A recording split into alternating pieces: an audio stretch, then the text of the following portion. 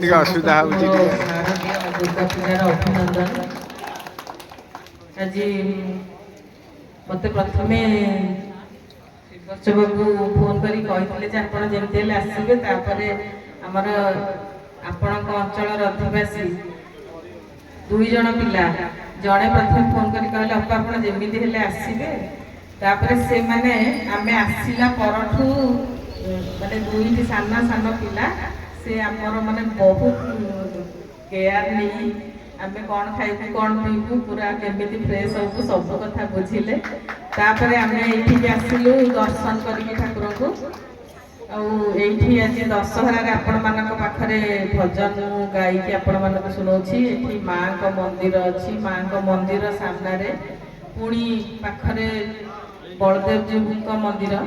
ତେଣୁ ବହୁତ ଖୁସି ଲାଗୁଛି ଯେ ଆଜି ସୁଦଶା ବ୍ରତ ମା ମାନେ ବହୁତ ଉପାସ କରିକିନା ପୁଣି ଆସିକି ଏଠି ଦେଖୁଛନ୍ତି, ଭଜନ ଶୁଣୁଛନ୍ତି।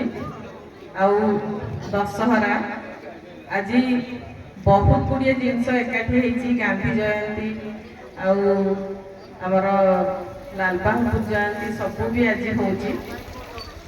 ତେଣୁ ସମସ୍ତଙ୍କୁ ମୋର ଆନ୍ତରିକ ଶୁଭେଚ୍ଛା। ମୁଁ ଠାକୁରଙ୍କ ପାଖେ ପ୍ରାର୍ଥନା କରୁଛି ଯେ ଆପଣମାନେ ସବୁବେଳେ ସୁସ୍ଥ ଏବଂ ନିରାମୟ ଜୀବନଯାପନ କରନ୍ତୁ ଏବଂ ସମସ୍ତେ ବହୁତ ଖୁସିରେ ରୁହନ୍ତୁ। ଧନ ସମ୍ପତ୍ତିଟା କିଛି ବେଶୀ ବଡ଼ ଜିନିଷ ନୁହେଁ। ବର୍ତ୍ତମାନ ଆମେ କେମିତି ସୁସ୍ଥ ରହିକି ଖୁସିରେ ରହିବା ସେଇଟା ହେଉଛି ସବୁଠୁ ବଡ଼ ଜିନିଷ। ଆଉ ଆମ